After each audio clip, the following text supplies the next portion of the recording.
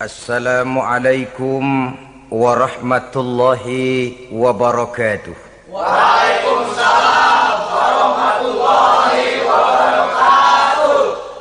Bismillahirrahmanirrahim. Alhamdulillahi rabbil alamin. Wal aqibatu lil muttaqin. Wala udwana illa 'alal zalimin. والصلاة والسلام على أشرف الأنبياء والمرسلين إمام المتقين سيد الغر المحجلين وعلى آله وأصحابه المجاهدين الطاهرين أما بعد.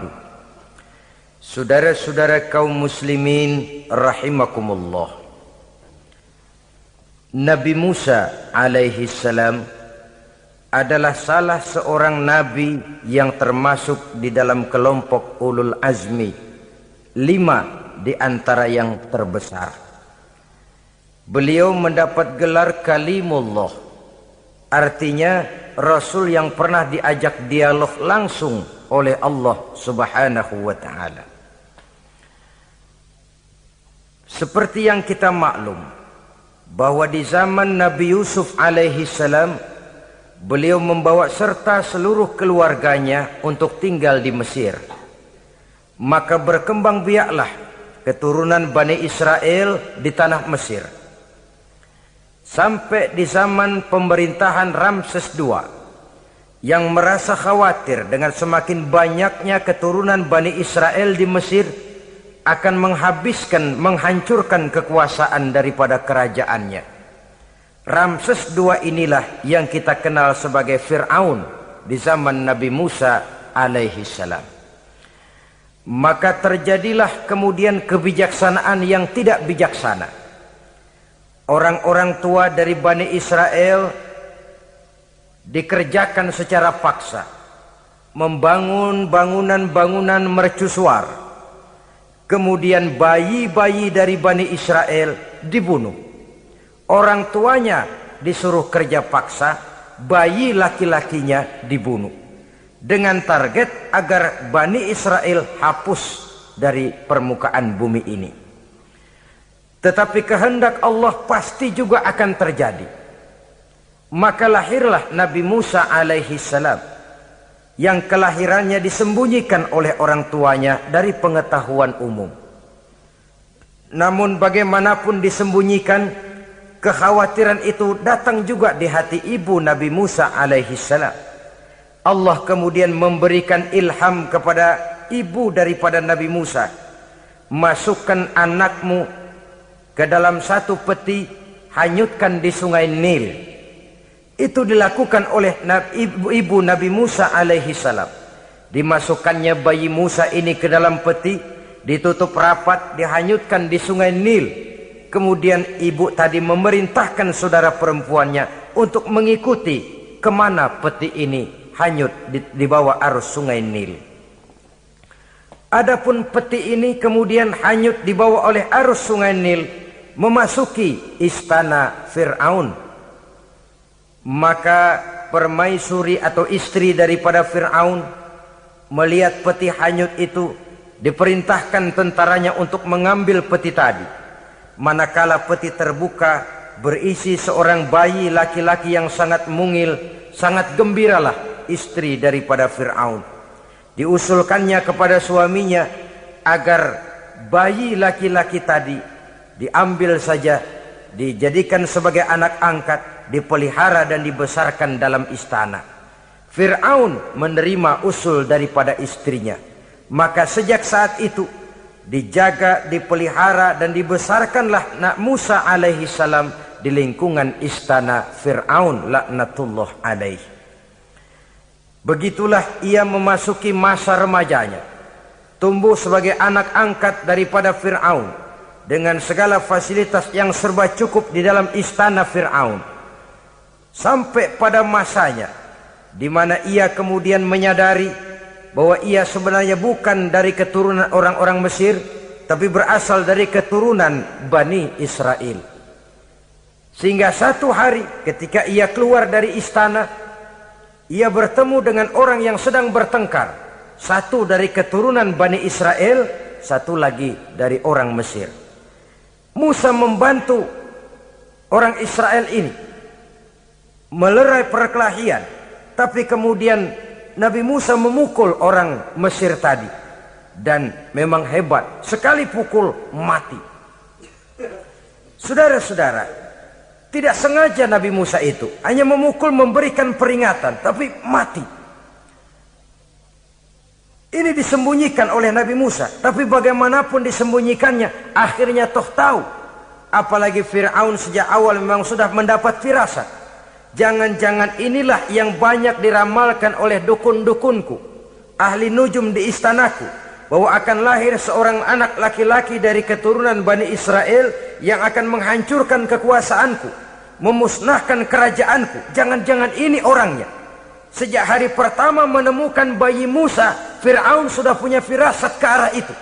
Tapi karena kalah oleh desakan istrinya, maka diterimalah Musa untuk dibesarkan di dalam lingkungan istana. Sehingga akhirnya oleh karena perasaan bersalah ini, Nabi Musa melarikan diri. Melarikan diri dari istana Fir'aun setelah nyata-nyata bahwa dia memang keturunan Bani Israel. Melarikan dirilah Nabi Musa alaihi salam keluar dari Mesir menuju negeri Madian. Di dalam pengembaraannya, saudara-saudara, di satu lembah, Nabi Musa ketika itu belum menjadi nabi. Pemuda Musa ketika itu sedang beristirahat. Dari kejauhan dilihatnya orang sedang berdesak-desakan. Rupanya adalah pengembala-pengembala kambing yang akan mengambil air dari dalam sumur. Mereka berdesak-desakan, berebut karena sumur cuma satu, yang ngambil air kelewat banyak. Di antara desakan-desakan orang itu, Nabi Musa melihat dua orang wanita kakak beradik minggir saja, tidak ikut berdesak-desakan. Nabi Musa menghampiri dua wanita tadi. Kamu sedang apa di sini? Kami sebenarnya ingin mengambil air.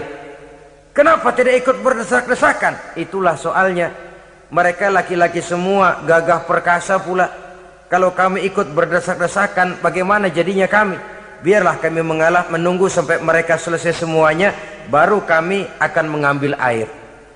Mengertilah Nabi Musa bahwa wanita kakak beradik ini demikian halus akhlaknya.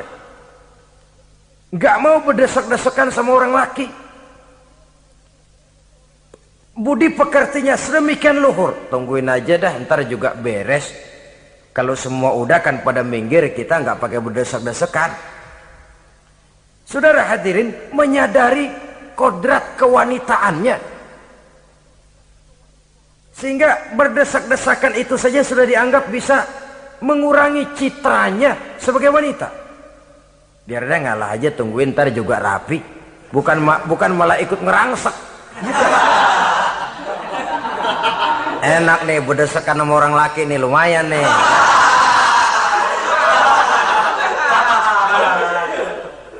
Sepintas itu saja sudah cukup bagi Nabi Musa, pemuda Musa, untuk menilai akhlak daripada wanita itu tadi. Oh, kalau kamu nunggu begini aja lama, kata Nabi Musa. Sudah, sini saya tolongin. Diambil embernya, Nabi Musa ikut berdesakan. Karena Nabi Musa memang kuat badannya, gak lama sudah dapat air.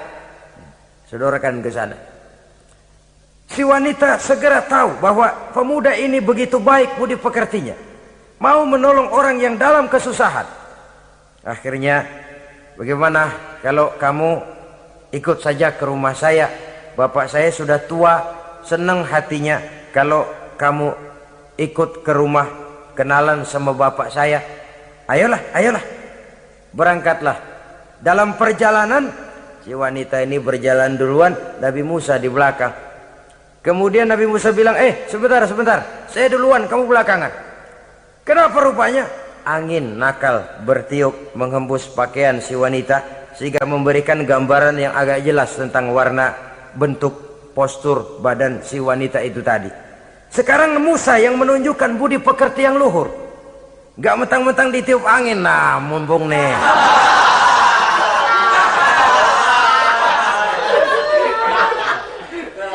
Rezeki nih, kapan lagi nyari yang begini ya? Jadi dua-duanya sudah menunjukkan satu akhlak yang sangat luhur.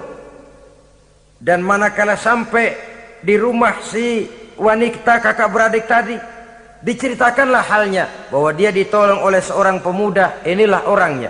Sangat bersukacitalah hati orang tua kedua wanita itu tadi. Lalu usul si wanita tadi, Pak, kita kan di sini banyak punya kambing, nggak ada yang bantuin gembala. Bapak sudah tua. Kalau ini orang kita minta tinggal di sini saja, gimana Pak? Ya terserah kamulah. Akhirnya Nabi Musa tinggal di sana. Menurut satu riwayat 8 tahun ikut mengembalakan kambing. Dan orang tua tadi tidak lain adalah Nabi Syuaib alaihi salam, yang pada akhirnya kemudian Nabi Musa dikawinkan dengan wanita itu tadi. Setelah berumah tangga, Nabi Musa ingat kembali bahwa ia sesungguhnya keluar dari Mesir karena menghindarkan diri. Bahwa kaumnya Bani Israel hidup di Mesir itu tertindas di bawah rezim kekuasaan Fir'aun yang zalim. Dikerjakan secara paksa, wanita dipermalukan, bayi-bayi laki-laki dibunuh. Tergerak hatinya. Iya, dia sudah enak, punya mertua bijaksana, punya istri cantik, hidup tenang sebagai pengembala kambing. Tapi nurani kebangsaannya berontak. Saya tidak boleh bersenang-senang sementara bangsa saya ditindas. Saya tidak boleh menari di atas bangkai saudara saya.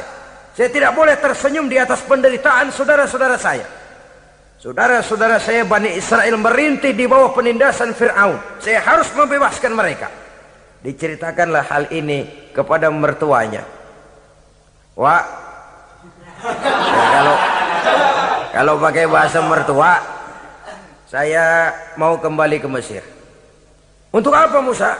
Untuk menyelamatkan saudara-saudara saya Bani Israel yang masih dalam cengkraman kezaliman rezim Fir'aun.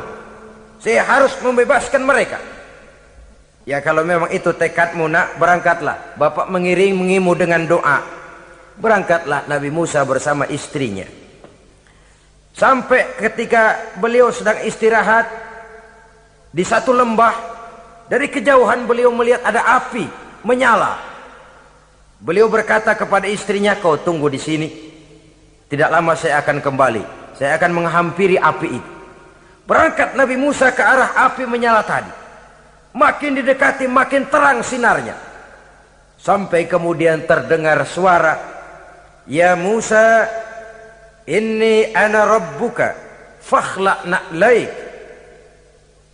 Innaka bil wadil muqaddasi tuwa wa ana akhtartuka fastami' lima yuha. Wahai Musa, akulah Tuhanmu. Bukalah terompahmu. Sesungguhnya engkau berada di satu lembah yang disucikan bernama lembah tua. Aku telah memilihmu Musa, dan sekarang dengarlah apa yang diwahyukan kepadamu. Pada saat itulah turun wahyu pertama, dan resmilah sudah Nabi Musa diangkat menjadi Rasul oleh Allah Subhanahu wa ta'ala. Di satu lembah di Bukit Tursina. Apa wahyu yang pertama turun? Bunyinya, innani anallah la ilaha illa ana fa'budni. Sesungguhnya aku inilah adalah benar-benar Tuhanmu. Tidak ada Allah selain daripada aku. Maka hendaklah engkau hanya beribadah menyembah kepadaku. Ini umum saudara. Semua Rasul yang diutus Allah, inilah ajaran prinsipnya. Anallah la ilaha illa ana. Akulah Allah Tuhanmu. Tidak ada Tuhan lain selain Allah. Semua Rasul membawa ajaran ini.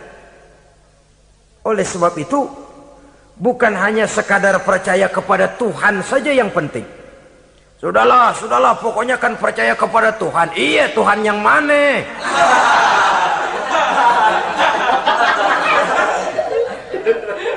Sebab kalau sekadar percaya kepada Tuhan, rasanya semua agama percaya kepada Tuhan. Begitulah orang Hindu percaya kepada Tuhan, tapi Tuhan menurut mereka Trimurti, Wisnu, Siwa, Brahma. Orang Buddha percaya kepada Tuhan, tapi Tuhan dalam pandangan mereka ada Tuhan kecil Hinayana, ada Tuhan besar Mahayana.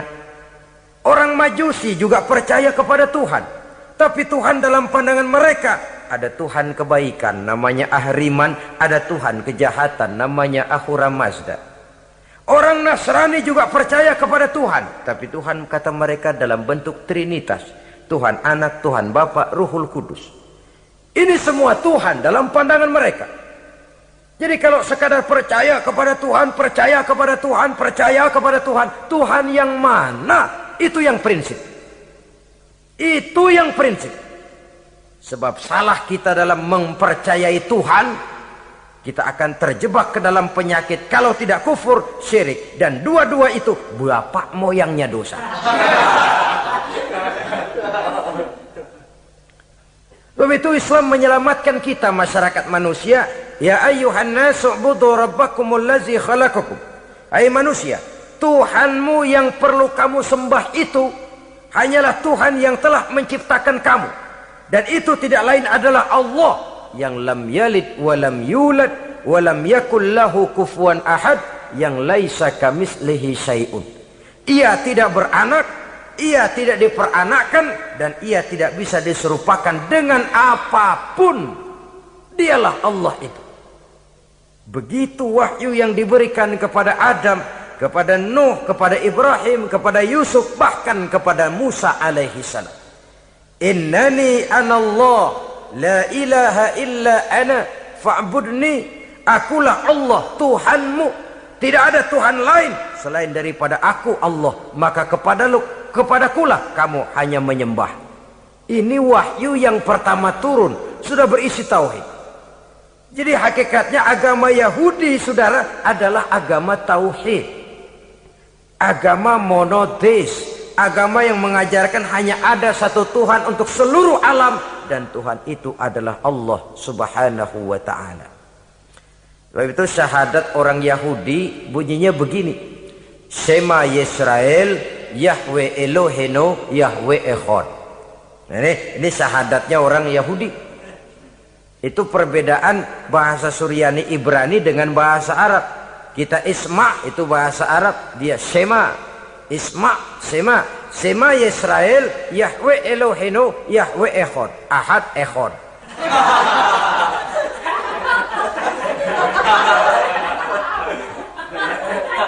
Maksudnya jelas, Shema Yisrael Yahweh Elohenu Yahweh Echad. Dengarlah hai Israel, Tuhan kita ialah Tuhan yang Esa. Yahweh kata mereka, Tuhan kita ialah Tuhan yang Esa. Esa tunggal, tidak beranak, tidak diperanakan. Kalau masih beranak, masih diperanakan, jangan Esa disebut, sebab dia masih berbilang. Dan maha suci Allah daripada sifat berbilang. Jadi asas dari seluruh misi yang dibawa oleh Rasul yang 25 itu sama, tauhid inti ajarannya. Setelah tauhid, wa aqimis sholata li dzikri, dan dirikanlah solat untuk mengingat aku. Jadi solat pun diwajibkan kepada Nabi Musa. Cuma teknisnya yang berbeda. Bagaimana solat di zaman Nabi Musa, bagaimana solat di zaman Nabi Sulaiman, bagaimana solat di zaman Nabi Muhammad. Prinsipnya sama, solat. Teknisnya yang berbeda. Di zaman Nabi Sulaiman konon solat itu tidak pakai ruku, tidak pakai sujud, diri saja. Makanya Nabi Sulaiman itu menurut riwayat meninggalnya dalam posisi berdiri. Artinya apa? Dalam keadaan solat beliau itu. Bukan diri ngejedek kayak kita nungguin bus, bukan.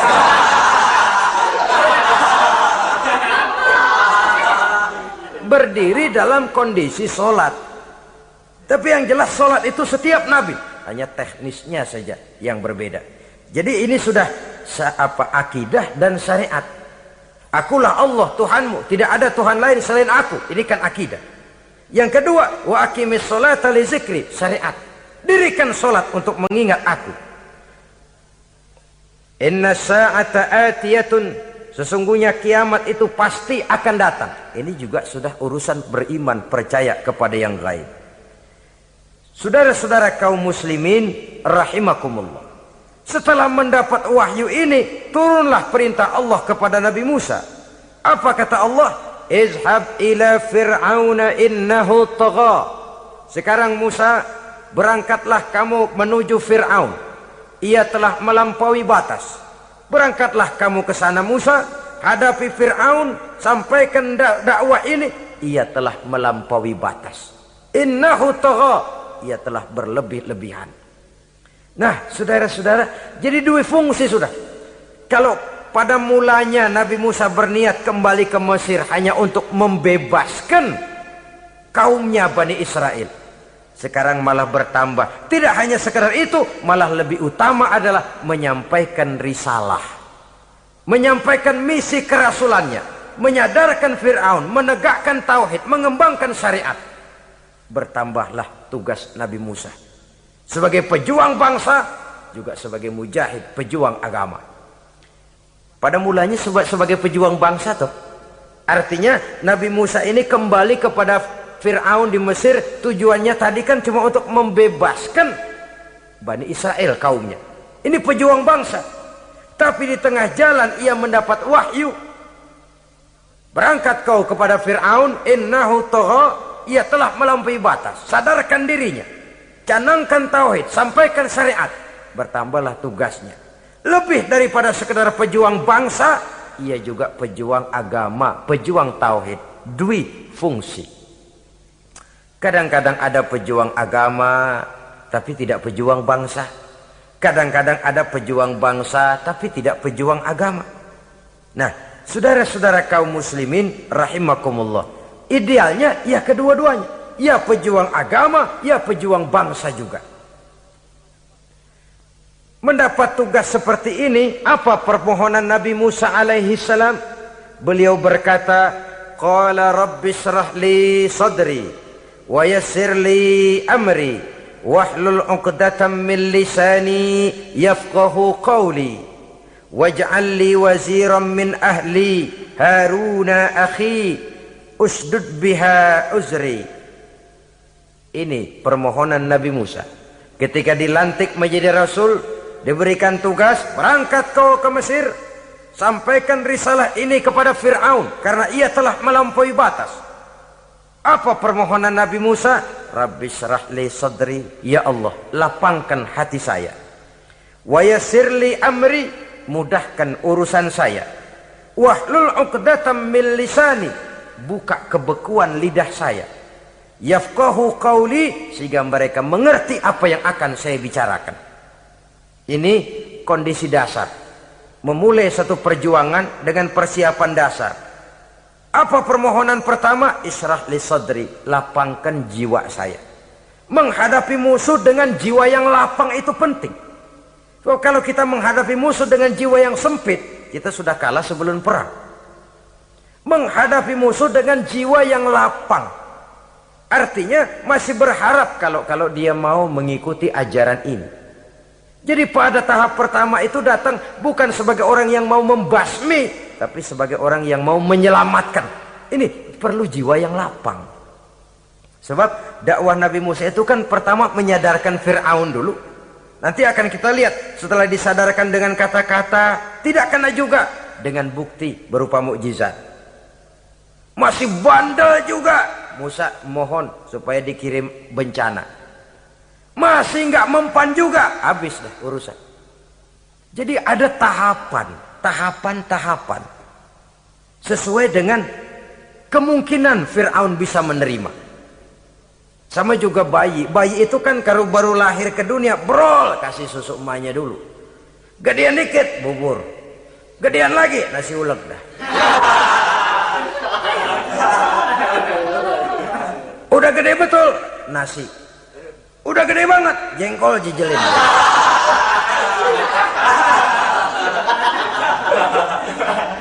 Jadi ada semacam tahapan. Kalau begitu lahir dikasih jengkol kan habis. Peringatan dulu. Setelah peringatan, bukti berupa mukjizat. Dihadapkan dengan sihir, menang mukjizat. Masih tidak mempan juga, teguran, dikirimkan azab, dikirimkan bencana. Masih tidak mempan juga, sudah ditenggelamkan oleh Allah di Lautan Merah. Itu akan kita ceritakan kemudian nanti. Jadi apa yang diminta oleh Nabi Musa, ya Allah, lapangkan hati saya menghadapi Fir'aun ini. Fir'aun CS, Fir'aun, Haman dan lain-lain. Dan jangan lupa Fir'aun itu cuma ya hakikat tapi juga simbol. Hakikatnya memang ada yang namanya Fir'aun itu. Simbol karena Fir'aun selalu berkembang. Di setiap zaman, di setiap tempat, Fir'aun selalu ada. Cuma liciknya Fir'aun ini kemana dia pindah, ke situ dia ganti nama. Orang sering lupa, padahal isinya Fir'aun. Namanya bisa Hitler, namanya bisa Mussolini, namanya bisa Stalin, tapi isinya Fir'aun. Kemana dia tinggal, di situ dia ganti nama. Simbol dari kekuasaan yang terlepas dari kontrol iman. Simbol dari kekuasaan yang menyebabkan orang lupa diri dan lupa daratan. Dan sebenarnya mah Fir'aun mulanya cuman raja tuh, raja doangan dia. Cuman kelamaan jadi raja, kagak mau turun-turun. Akhirnya dia menganggap tidak ada yang lebih tinggi daripadanya. Apalagi ketika Nabi Musa datang mengajarkan ada Tuhan lain, yaitu ada Tuhan yang sebenarnya, yaitu Allah. Lah Fir'aun sampai kepada puncak kekurang ajarannya, memproklamirkan diri sebagai Tuhan. Ana rabbukumul a'la. Bukan karena kebodohannya sebenarnya, tapi karena gengsi kekuasaannya. Nah ini, gengsi kekuasaan ini sering menyebabkan orang overacting. Fir'aun bukan bodoh, bukan. Fir'aun bukan tidak tahu kalau Musa itu benar, tahu. Fir'aun bukan tidak ngerti kalau itu mukjizat, sihir kalah, tahu. Tapi gengsi kekuasaan. Gua kan raja, masa di depan rakyat tunduk sama Musa? Gengsi dong.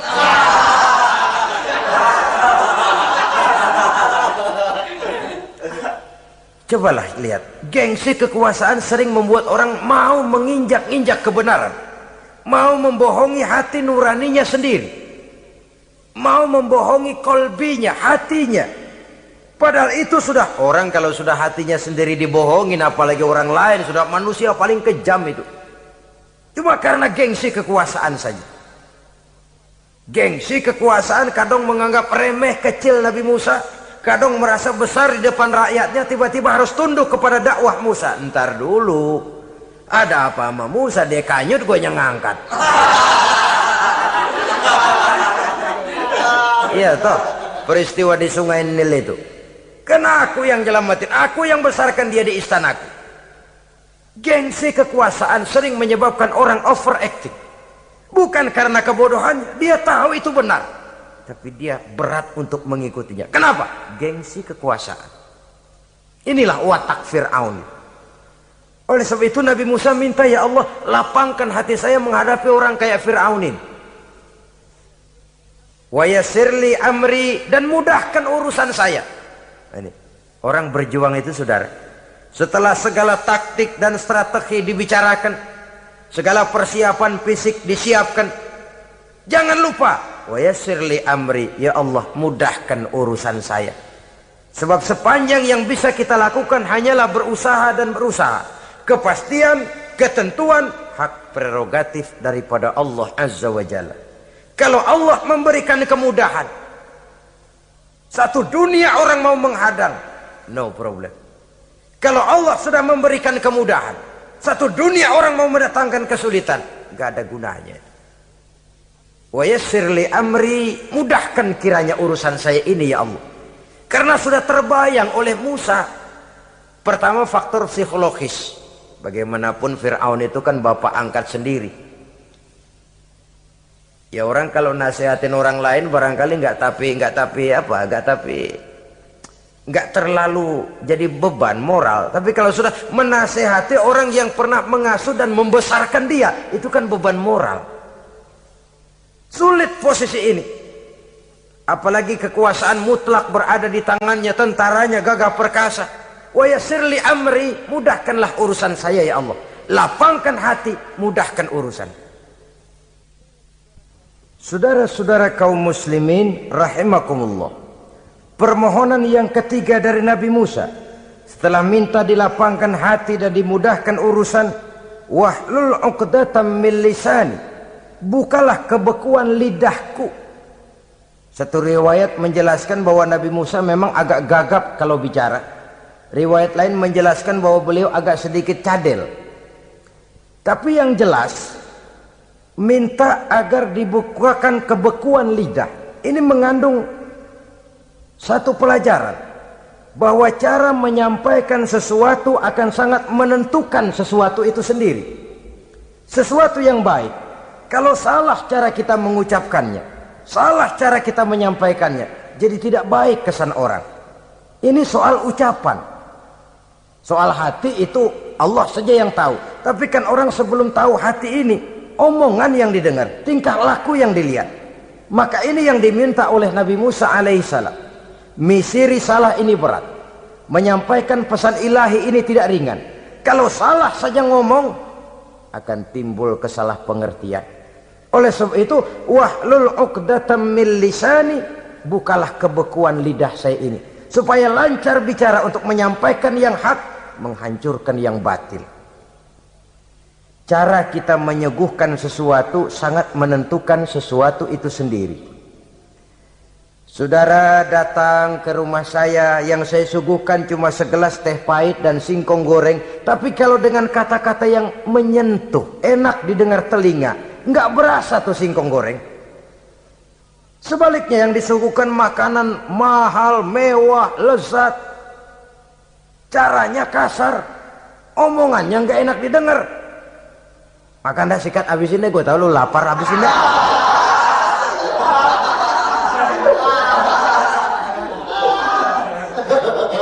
Rasanya biar lapar juga nahan juga gitu.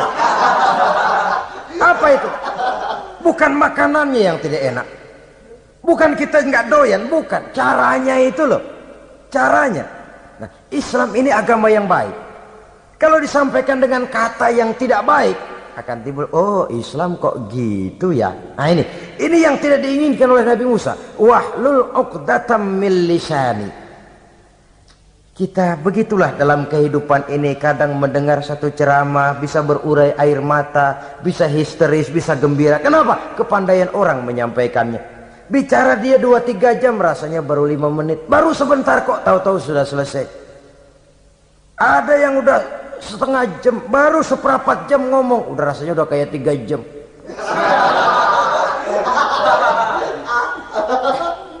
Kita udah berbisikkan, udah dah. Wahlul 'uqdatam min lisani.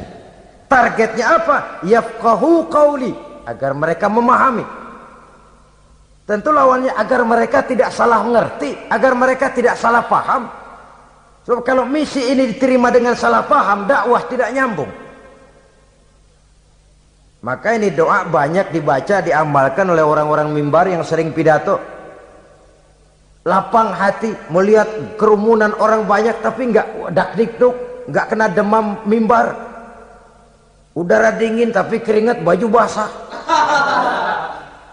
Saudara hadirin yang saya hormati, lalu permohonan yang selanjutnya daripada Nabi Musa alaihissalam, waj'al li waziran min ahli, dan jadikanlah bagiku seorang pembantu dari keluargaku. Siapa? Harun akhi, dia tidak lain adalah saudaraku Harun.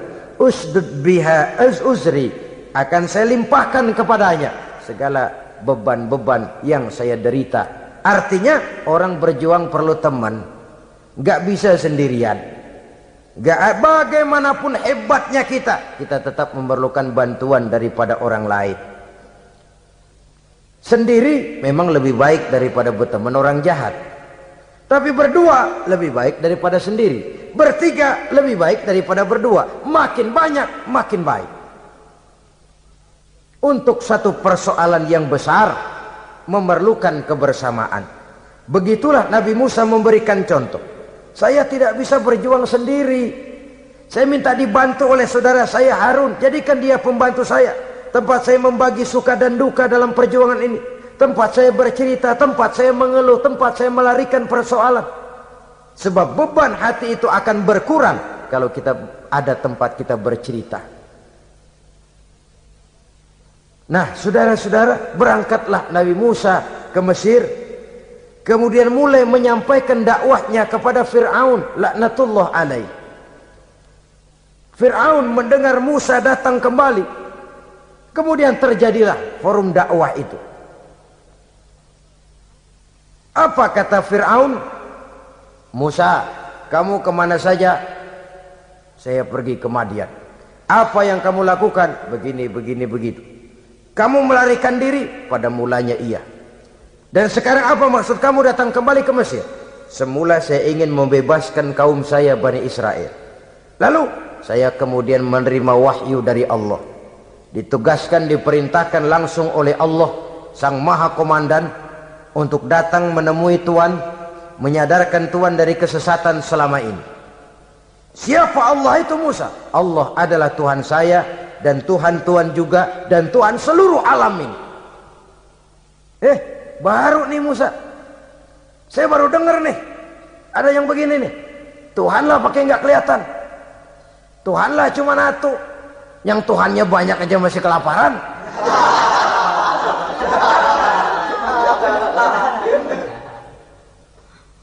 Di mana Tuhan?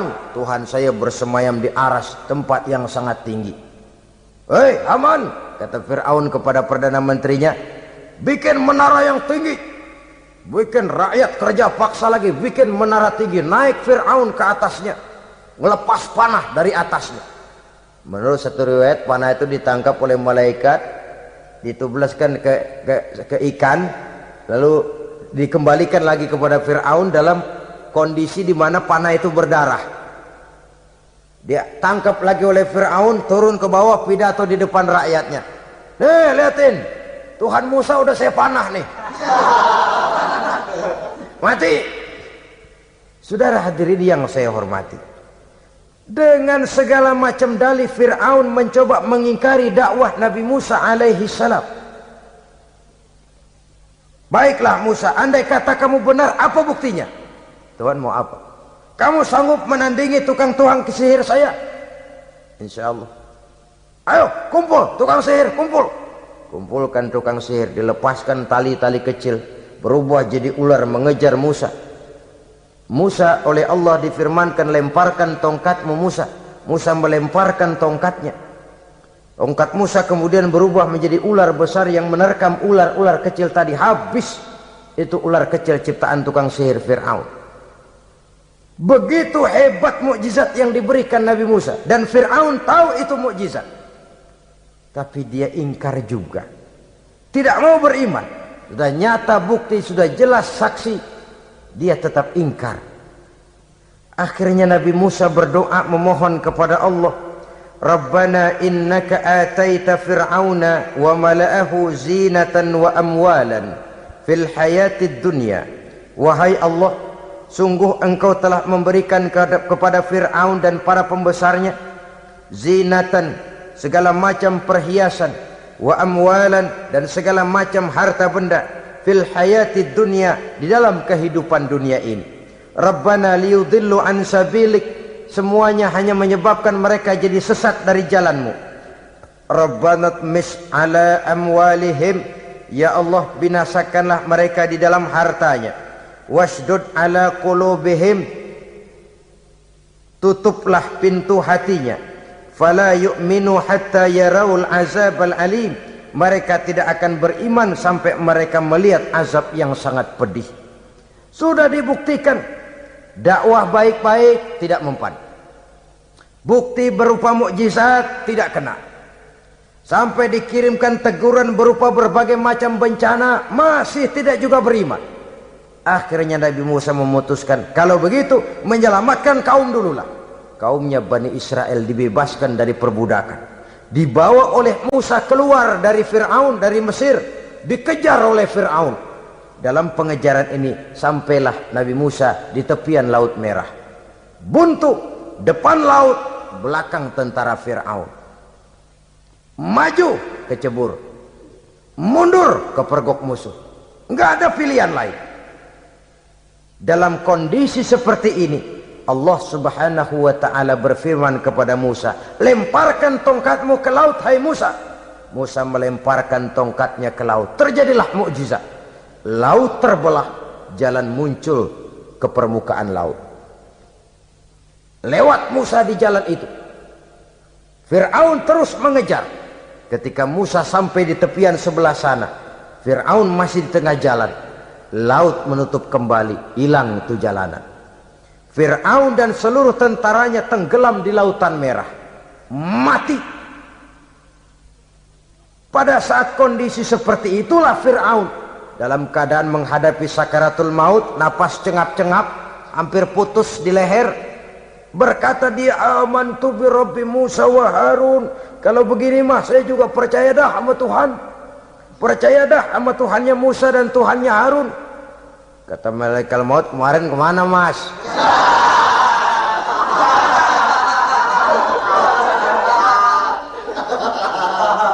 Sudah gini hari baru mau percaya, terlambat. Terlambat. Akhirnya Fir'aun mati.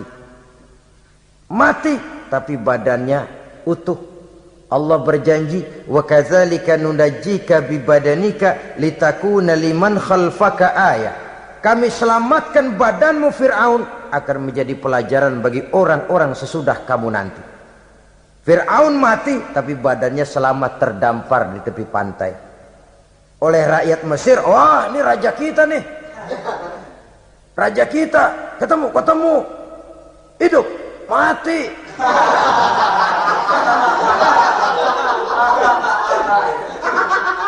Kemudian sesuai dengan tradisi raja waktu itu, dimumilah badannya, diawetkan, sehingga sampai sekarang jenazah atau jasad daripada Fir'aun ini masih tersimpan dengan baik di museum negara di Mesir itu. Saudara-saudara kaum muslimin rahimakumullah.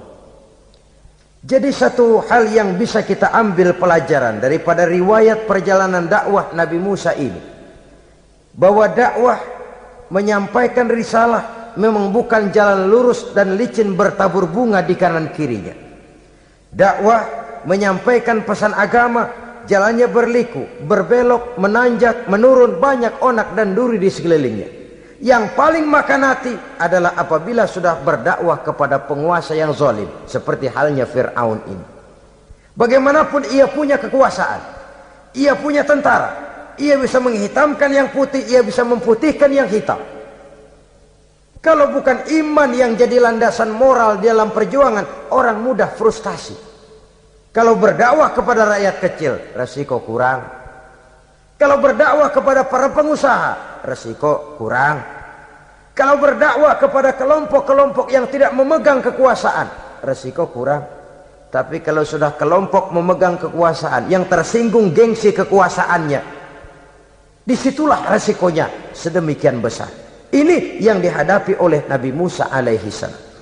Tapi yang dijalaninya dengan tabah, dengan tekun. Karena kebenaran memang bisa ditekan, tapi satu hal yang jelas, kebenaran sama sekali tidak akan bisa dikalahkan.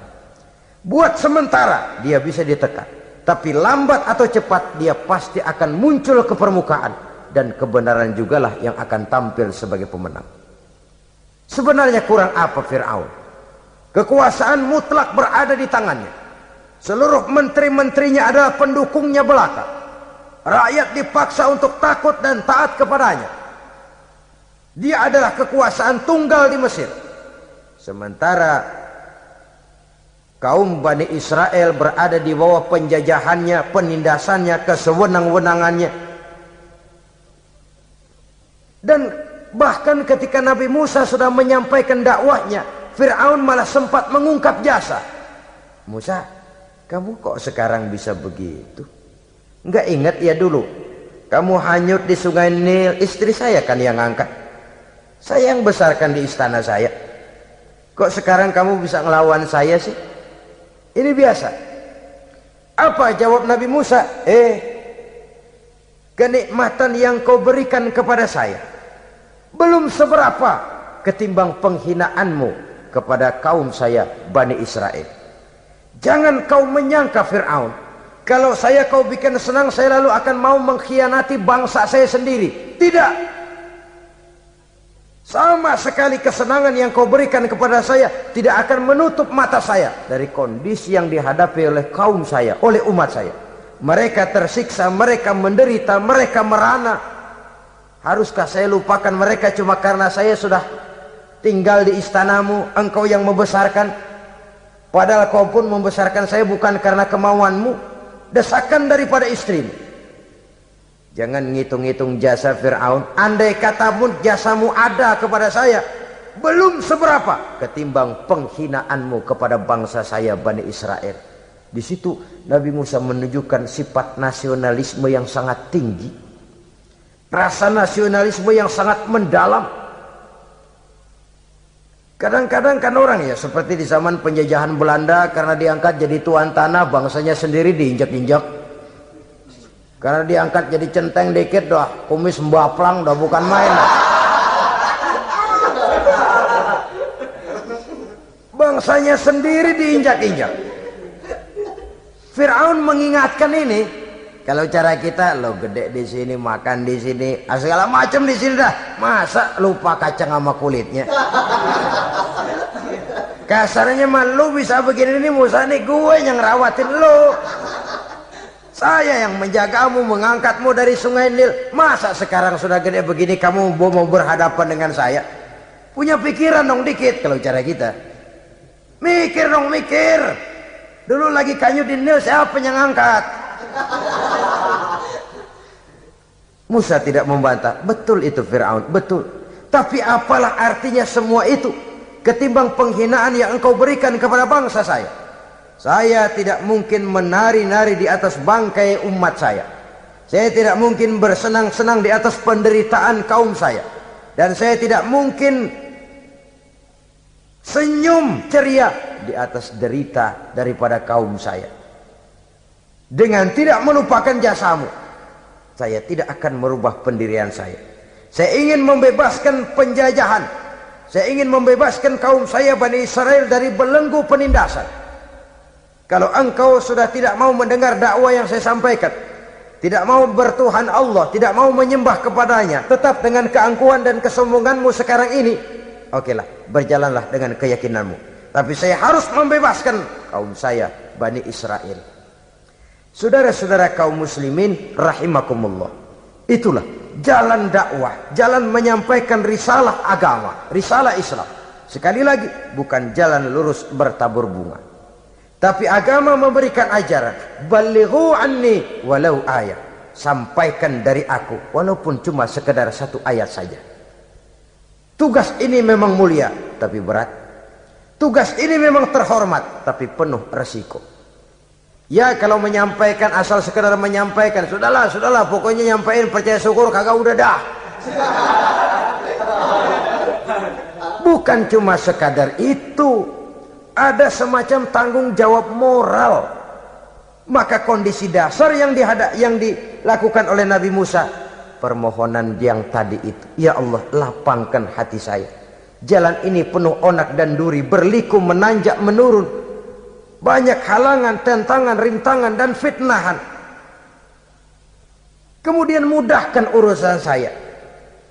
Menentang kekuasaan Fir'aun bukan perkara ringan, bukan urusan main-main. Menentang raja yang sedang berkuasa, kekuasaannya mutlak, otoriter pula, diktator murni Fir'aun itu.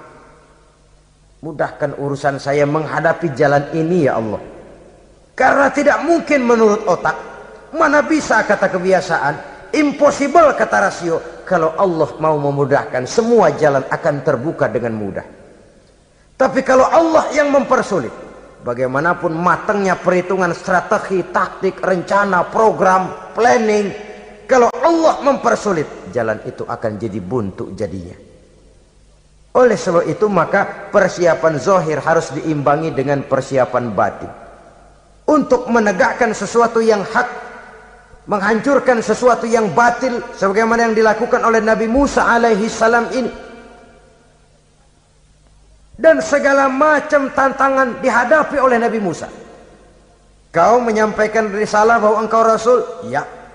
Kau punya bukti? Siap. Apa buktimu? Ini, tongkat dilempar jadi ular, tangannya dimasukkan ke saku baju, lalu dikeluarkan bersinar gemerlapan, lebih sinar dari lampu merkuri. Sampai Fir'aun silau dibuatnya berasa, sudah Musa, sudah, masukkan tanganmu lagi, masukkan tanganmu lagi. Dia tahu, dia sadar itu bukan sihir, tapi lagi-lagi gengsi kekuasaannya. Sehingga pantas kalau Nabi pernah bersabda, afdalul jihad kalimatu haqqin inda imamin jair. Jihad yang paling besar adalah mengucapkan kebenaran di depan penguasa yang zalim. menyampaikan kebenaran di hadapan penguasa yang zalim. Tapi kan berat, saudara, sulit, apalagi kalau belum apa-apa udah ngeri. Udah jangan dah.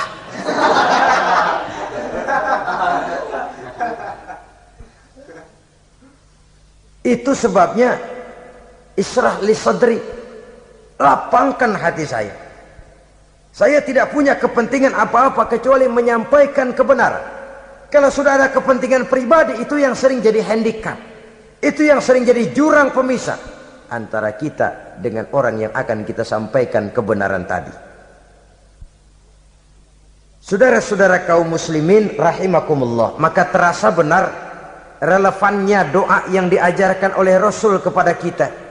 Allahumma arinal haqqa haqqa warzuqna ittiba'ah wa arinal batila batilan warzuqna ijtinabah. Ya Allah, tunjukkan kepada saya bahwa yang benar itu benar, berikan saya kekuatan untuk mengikutinya. Ya Allah, tunjukkan kepada saya bahwa yang salah itu salah, berikan saya kekuatan menghindarinya. Kenapa?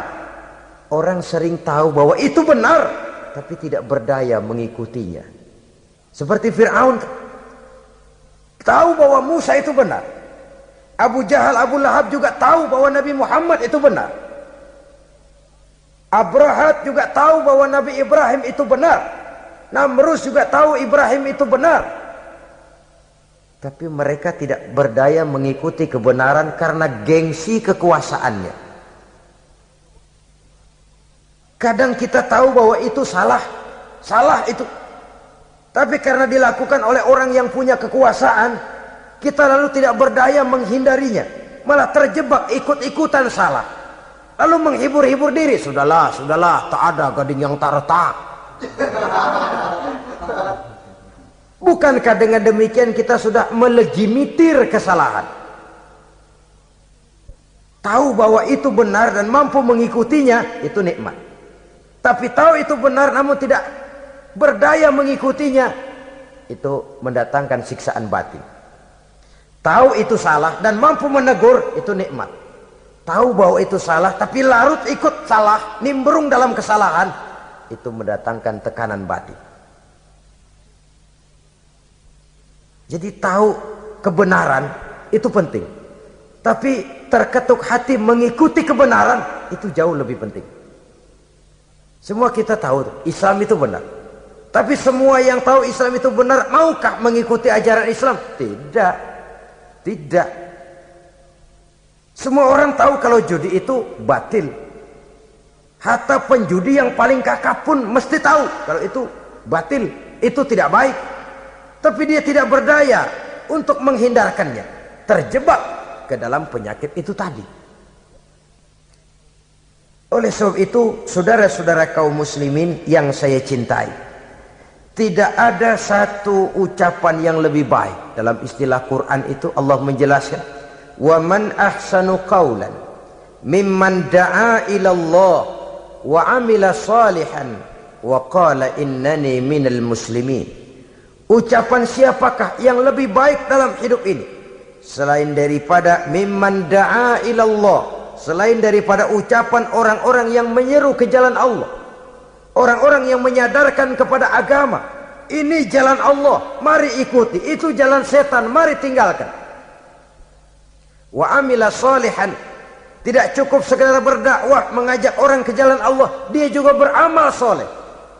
Dia bangun rumah sakit, dia bangun madrasah, dia bangun masjid, dia makmurkan majelis taklim, dia santuni yatim piatu. Wa qala innani minal muslimin, seraya berkata, saya termasuk orang yang berserah diri kepada Allah. Da'a ila Allah wa amila salihan wa qala innani minal muslimin. Menyerukan manusia ke jalan Allah, beramal soleh, dakwah bil hal kata orang sekarang. Kemudian mereka pada akhirnya berkata, kami adalah sekelompok orang-orang yang sudah berserah diri kepada Allah. Segalanya diserahkan kepada Allah. Lahirlah kedamaian rohani, ketegaran pribadi, ketentraman batin di dalam dia melaksanakan tugasnya. Kalau tidak, maka nanti ya tuh orang kan gua ajak baik-baik nyuruh sembahyang, apa gua dimusuhin. dipikirin kurus dah. ampek gaya dah. Makan hati. Soal orang mau beriman atau tidak itu bukan urusan kita. Tugas kita hanya sekedar penyampai. Tugas Rasul hanya sekedar penyampai. Kalau dakwah sudah disampaikan, metode sudah disusun, pendekatan sudah baik, tapi orang tidak mau beriman, Allahumma inni qad ballaghtu, ya Allah sudah saya sampaikan, ya Allah sudah saya peringatkan, ya Allah sudah saya sampaikan, ya Allah sudah saya tegur.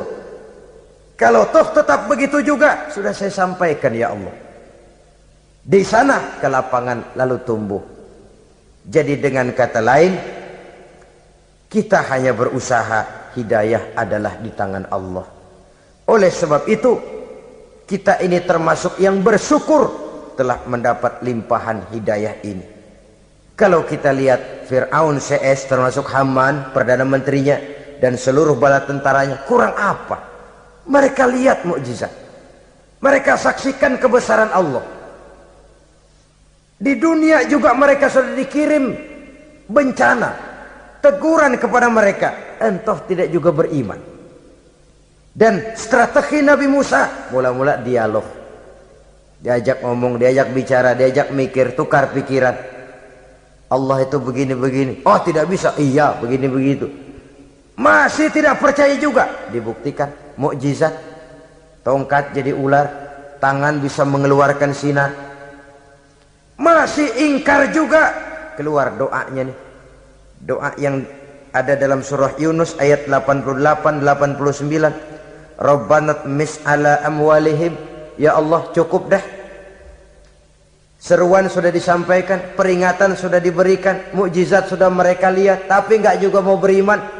Buresin aja harta bendanya dah. Habisin aja dah. Dikasih perhiasan kehidupan dunia. Innaka ataita fir'auna wa mala'ahu zinatan wa amwalan. Dikasih harta, kesenangan dunia, bikin sesat. Habisin aja dah. Wasdud ala qulubihim, hatinya empat dah. Udah dipatri, udah nggak mempan apa-apa. Sudahlah ya Allah. Wala yu'minu hatta yaraul azabal alim. Rasanya mereka memang nggak bakalan mau beriman kalau belum melihat azab yang sangat pedih. Dan memang setelah timbul tenggelam, napas mau sekarat, baru beriman. Terlambatlah sudah. Nah, saudara-saudara kaum muslimin rahimakumullah, bagaimana akhir daripada perjalanan Nabi Musa ini, insya Allah akan kita bicarakan pada pertemuan berikutnya. Terima kasih atas perhatian saudara. Mohon maaf atas segala kekurangan. Wassalamualaikum warahmatullahi wabarakatuh. Waalaikumsalam.